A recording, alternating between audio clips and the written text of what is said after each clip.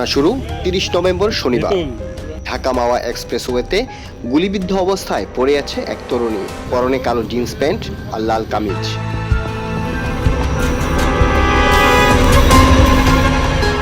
খবর পেয়ে ঘটনাস্থলে ছুটে যান পুলিশের একাধিক টিম। যৌথভাবে কাজ শুরু করে মুন্সিগঞ্জের শ্রীনগর থানা পুলিশ, পিবিআই ও ডিবি পুলিশ। স্থানীয়দের সাথে কথা বলে জানতে পারেন, একটি অচেনা ছেলে সকালে ঘুরতে দেখেছেন মেয়েটির সাথে। তারপর ঘটনাস্থল থেকে উদ্ধার করা হয় 5টি গুলির খোসা আর একটি মোবাইল সেট।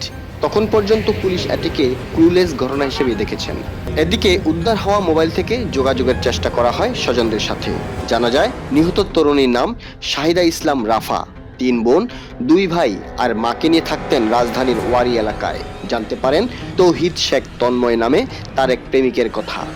ওই দিন রাতেই নিহত তরুণীর মা জরিনা খাতুন একটি মামলা করেন শ্রীনগর থানায়। মামলার পরই ডিবি পুলিশ তন্ময়কে খুঁজতে ব্যবহার করেন তথ্য প্রযুক্তি। প্রেমিক তন্ময় ভোলার মনপুরা দ্বীপে পালাতে গিয়ে ইলশা ঘাটে পুলিশের হাতে গ্রেফতার হন। গ্রেফতারের পর তন্ময় স্বীকার করেন শাহিদা ইসলাম রাফাকে হত্যার কথা। এরপর তন্ময়কে সাথে নিয়ে ডিবি পুলিশ 2 ডিসেম্বর সোমবার সকালে ঢাকার দক্ষিণ কেরানীগঞ্জের একটি পুকুরে তল্লাশি চালিয়ে হত্যাকাণ্ডে ব্যবহৃত রিভলভারটি উদ্ধার করেন। তারপর গ্রেফতারকৃত তৌহিদকে নিয়ে তরুণীর লুণ্ঠিত মালামাল উদ্ধারে কাজ শুরু করে ডিবি পুলিশ। উদ্ধার করেন নিহত শাহিদার ব্যবহৃত ব্যাগ। জিজ্ঞাসাবাদে তন্ময় জানায়, 2 মাসের অন্তঃসত্ত্বা ছিল শাহিদা। তাকে বিয়ের চাপ দেওয়া নিয়ে দ্বন্দ্বে তাকে রিভলভারটি দিয়ে গুলি করে হত্যা করে। আর রিভলভারটি তন্ময় লুট করেন আলোচিত 5 আগস্টে ওয়ারি থানা থেকে। আর ইউটিউব দেখে শিখে নেন রিভলভার চালানোর কৌশল। আর এই সকল তথ্য মঙ্গলবার প্রেস কনফারেন্স করে গণমাধ্যমকে আনুষ্ঠানিকভাবে জানান জেলা পুলিশ সুপার মোহাম্মদ শামসুল আলম সরকার। প্রথমে আমরা আপনার পিবিআই এর মাধ্যমে ফিঙ্গারপ্রিন্টের মাধ্যমে পরিচয় জানার চেষ্টা করি।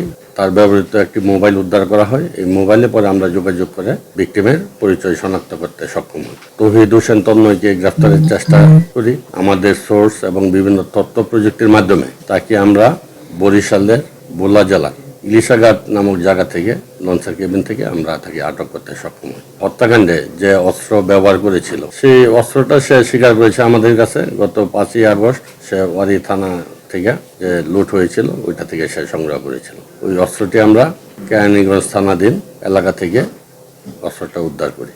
সাংবাদিকদের প্রশ্নের জবাবে তিনি জানান, শুধু তরুণী হত্যাই নয়, তৌহিদ শেখ তন্ময়ের বিরুদ্ধে ওয়ারি থানায় 5 আগস্টের ঘটনায় থানা লুটের একটি মামলা প্রক্রিয়াধীন। ওয়ারি থানায় মামলা হয়েছে, আমরা ওয়ারি থানাকে আমরা জানিয়েছি। সে ওই মামলা ওয়ারি থানায় যে লুটপাটের অস্ত্র লুটপাট হয়েছে মামলা হয়েছে, ওই মামলায় সে সোনার অ্যারেস্ট হবে। ন্যাশনাল ডেস্ক, তরুণী টিভি।